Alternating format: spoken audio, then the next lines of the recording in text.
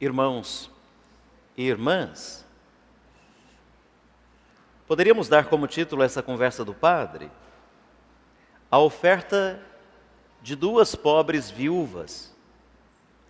Neste 32º domingo do tempo comum, os protagonistas da liturgia da palavra são duas pobres viúvas, que em sua indigência material e por sua fé em Deus, encarnam a primeira e fundamental bem-aventurança evangélica. A viúva que oferece hospitalidade ao profeta Elias é premiada com um milagre que responde à sua necessidade. A viúva do Evangelho recebe de Jesus o melhor elogio por ter dado os R$2 que tinha. Os R$2 é por minha conta. As duas viúvas, pobres e indefesas, mas generosas e cheias de fé, são como um símbolo da doação total de Deus e da obrigação que temos de compartilhar dos nossos próprios bens com os outros. Deus não nos deu algo que pertencia a Ele.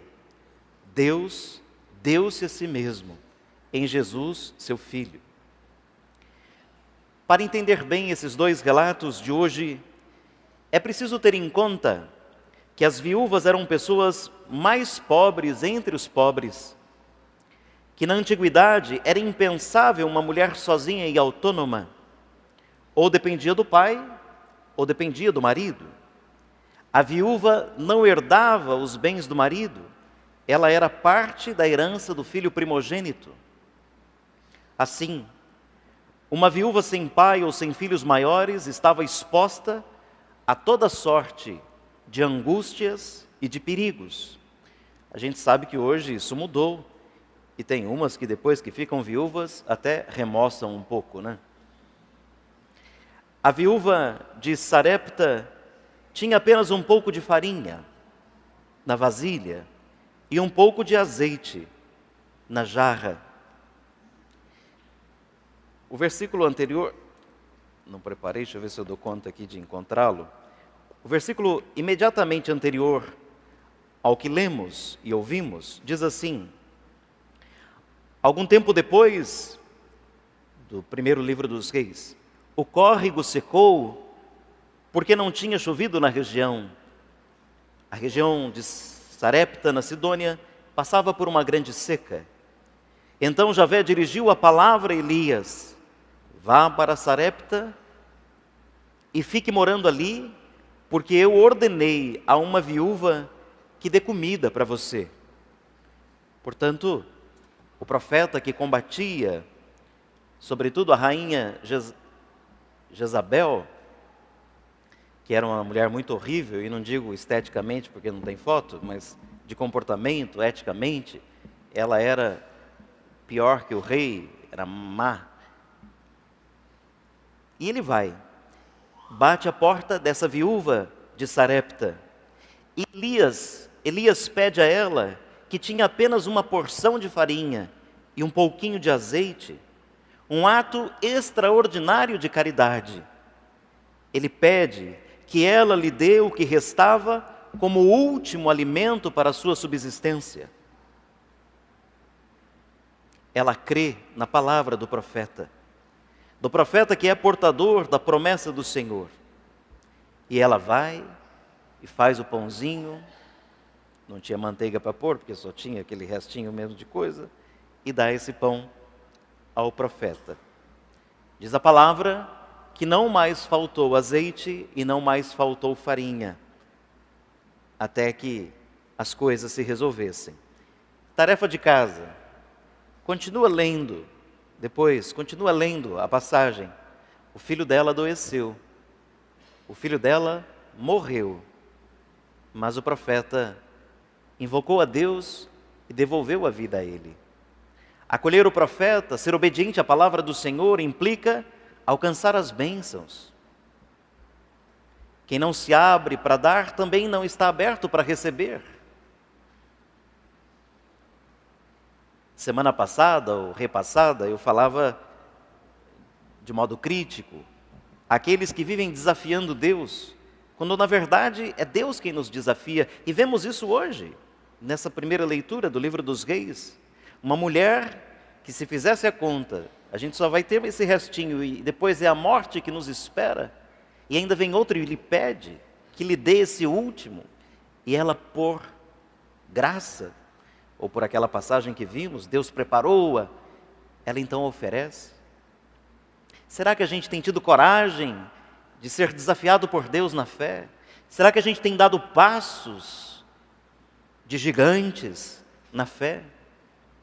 Ou a gente está levando uma vida mais ou menos de oração, mais ou menos de confiança, mais ou menos de sacramento, mais ou menos de missa, mais ou menos de dízimo? Uma vida mais ou menos não será uma vida santificada, será uma vida mais ou menos. O Evangelho narra o gesto discreto de outra viúva que coloca no cofre do templo R$ 2, 2 moedas, alguns centavos, na verdade. Mas a palavra diz, São Marcos diz, que ela deu tudo o que tinha para viver. Ela deu tudo aquilo que tinha para viver. Jesus observa a cena daqueles homens importantes que punham muitas moedas no cofre.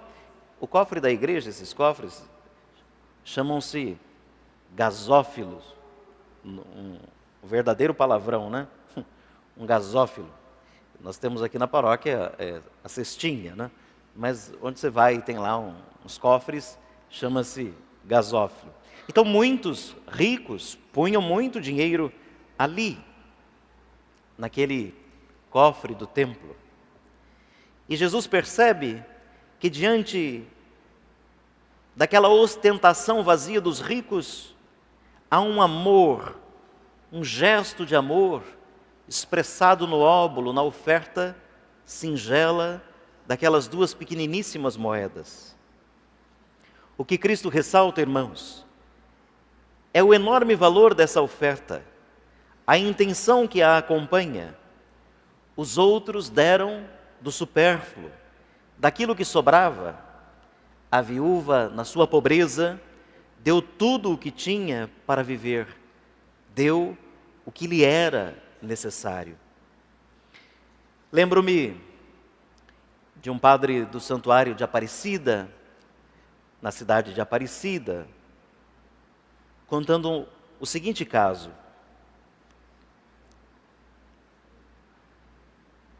Lá em Aparecida passam muitas pessoas por ano. A cidade não tem 100 mil pessoas e passam por lá 12 milhões de pessoas por ano. O movimento é muito intenso. E quem vai lá é por conta do santuário de Nossa Senhora Aparecida. Não é para ver a qualidade do asfalto, né? Então, muita gente vai lá. E como regra, tantos padres trabalham lá, tantos religiosos, religiosas, tantos outros passam por lá. A regra do santuário é que nenhum desses padres pode receber uma oferta em dinheiro, outro tipo de oferta, diretamente de um fiel, um peregrino, um devoto. Quem quiser fazer a sua oferta, deve procurar ou a secretaria do santuário de Aparecida, ou então colocar nos gasófilos, nos cofres do templo.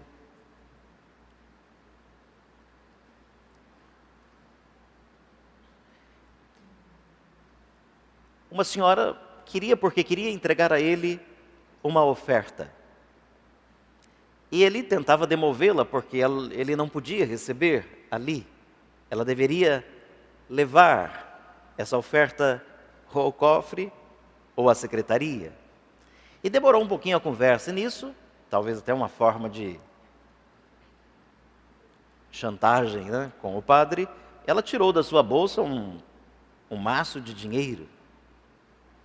E ficou ali com aquele maço de dinheiro conversando com ele. Mas aí ela se convenceu que ele não ia receber mesmo, que ela não podia fazer essa oferta ali, que ela tinha que fazer de outro jeito. E ele dizia que, a hora que ela se convenceu, saindo da frente dele, indo para o cofre, ela então separou um pouco daquele dinheiro e pôs menos do que tinha mostrado, né, para ele. Ele não fez nenhum juízo assim, se era muito ou se era pouco. O juízo que a gente pode fazer e que eu estou fazendo é que muita gente faz para os outros verem. Fazem atos, gestos, ofertas para os outros verem. Vejam, se alguém quiser fazer, e tomara que queiram, alguma oferta para a paróquia, não precisa entregar lá ao padre. Eu não preciso saber. Preciso saber do resultado. Não preciso saber quem. Agora, se a pessoa quiser muito que eu saiba, não tem problema também. Pode se mostrar, né? Falar. Mas é importante que a gente saiba se o que vale é ganhar um ponto diante do outro, ou a expressão de um sentimento de fé, de gratidão por algo que recebeu.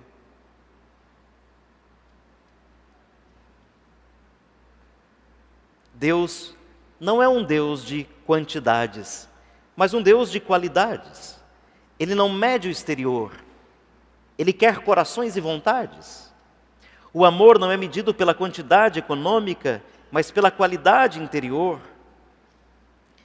Talvez vocês tenham experiência, conheçam gente assim, que diz que ama, mas é certo que não ama. Mas diz que ama porque paga muitas coisas para alguém. Quantos jantares juntos, viagens, quanta roupa lhe dou, joias. Como se isso fosse uma expressão exata do amor. E necessariamente não é. Porque não está presente, porque não cuida, porque não tem palavra afável, porque não tem bondade no gesto.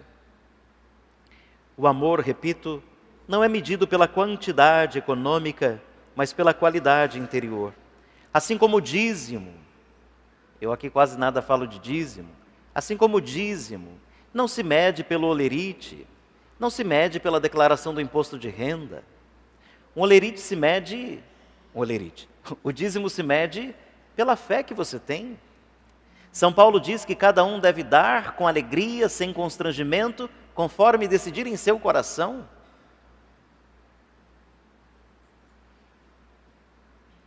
Às vezes alguma pregação, até mesmo católica, força a gente, põe medo na gente, chantageia a gente para que a gente bote a mão no bolso. Deve colocar a mão no bolso, mas não com chantagem. A fé deve amadurecer ao ponto de você chegar a esse ponto, de se comprometer com a comunidade. Mas repito, o dízimo, o amor, não se mede pelas coisas. O dízimo não se mede pelo olerite, por quanto você ganha, né? Declara a Receita Federal. Tem dízimo que expressivamente é pouco, R$5, R$10, mas ele é fruto de um sacrifício que talvez a gente não faça por onde? Pensar.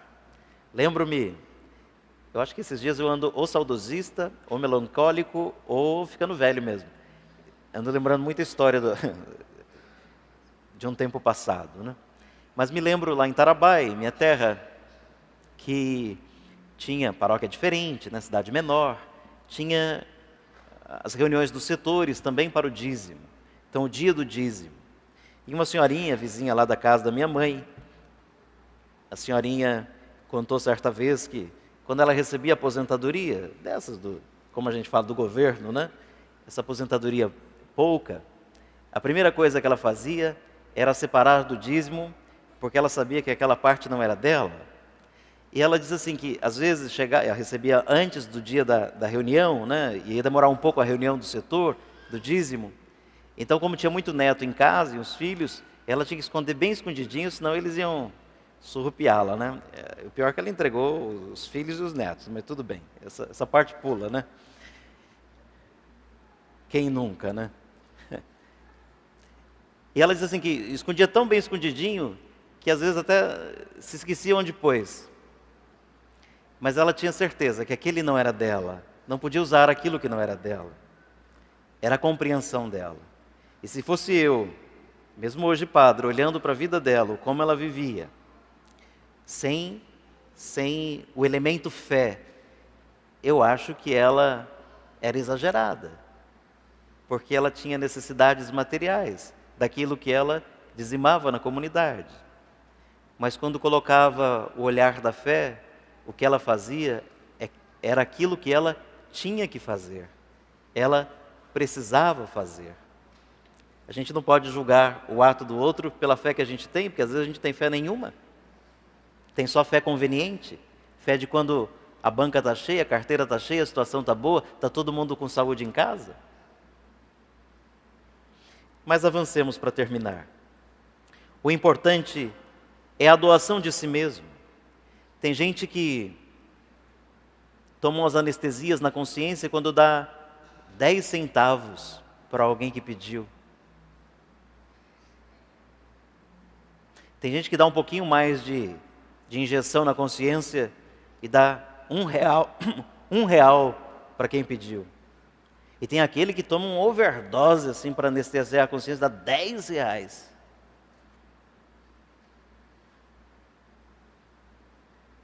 Se a gente se contentar com esmolas desse quilate, nós estamos muito anestesiados na consciência. Muito. O importante é a doação de si mesmo. Por isso, quando damos o que necessitamos para viver, estamos entregando não apenas aquilo que é nosso, mas a nós mesmos. Faz muito tempo que escutei, nem é teólogo, nem é padre.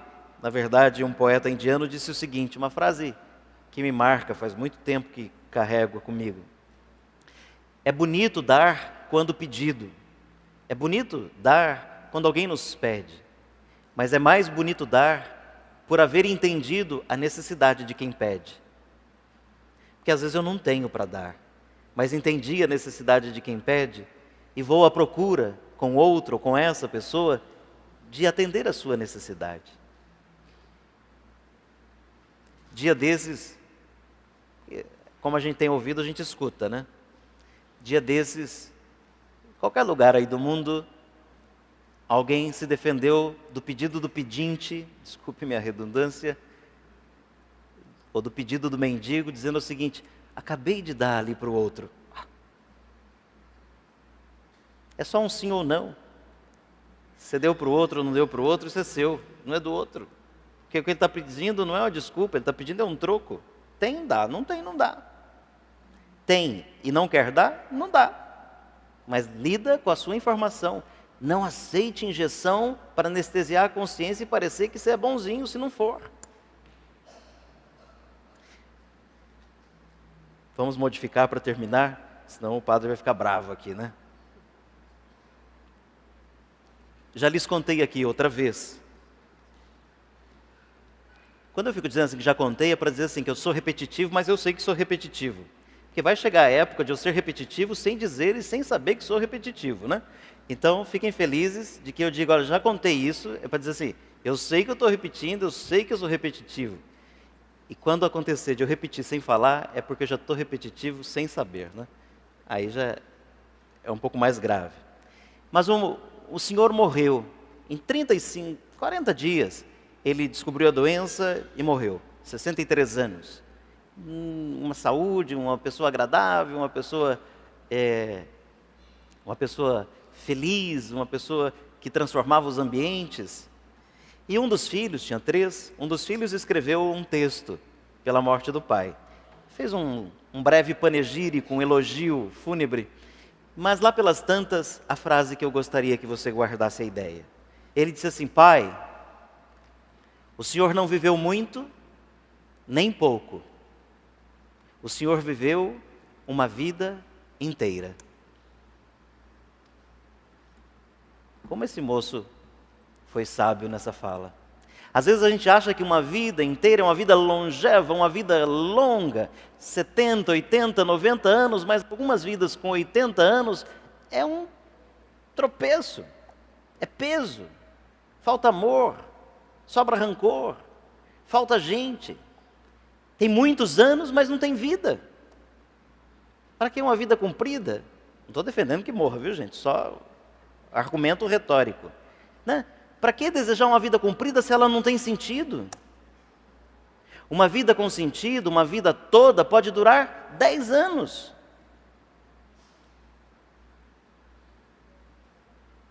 Uma vida cheia de paz com os outros, de amor, de respeito, de justiça, de fé, de abertura para a eternidade. Não, a gente pensa cronologicamente e economicamente. Uma vida para ser boa tem que durar muitos anos. Tem gente que depois chega a uma certa idade, começa a brincar de ser criança de novo, adolescente. E olha, eu acho, gente idosa que perde a noção do perigo e do ridículo, é feio. É bonito envelhecer. É bonito ter uma vida longeva. Agora, não aceitar-se com o que se é, com as marcas da vida, é uma ilusão desnecessária, gente. Fica a opinião do padre, né? Não é palavra de Deus, é a opinião do padre. E vamos terminar assim. Uma vida inteira, uma vida de fidelidade, uma vida consumida em oblação, uma vida com sentido de eternidade, a totalidade daquilo que sou, só Deus conhece. Portanto, a oferta da minha vida ou a oferta que faço, só Deus pode medir e só Deus pode compensá-la. A gente não pode medir as coisas pelos outros. Tem um livreto de um autor que também gosto bastante, até cito ele para aqueles que acompanham as minhas colunas no Jornal Imparcial, cito ele hoje lá. Ele escreveu um livro com o seguinte título, que é uma pergunta: por que tenho medo de lhe dizer quem sou? Interessante, né? Por que tenho medo de lhe dizer quem sou? E a ideia é a seguinte: eu tenho medo de lhe dizer quem sou, porque eu digo tudo o que eu sou, e o tudo que sou pode não lhe agradar, e eu não vou saber como me comportar. Vou ser rejeitado naquilo que sou. Deus não nos rejeita. Podemos ser aquilo que nós somos. Podemos ter e fazer dom daquilo que nós temos. Se os outros não nos olham, Deus nos olha. Se os outros não nos amam, Deus nos ama. Se os outros não nos querem, Deus nos quer. E nos pede a oferta maior. A oferta maior não é a quantidade de dinheiro que você tem no bolso ou no banco. A oferta maior é a do seu coração.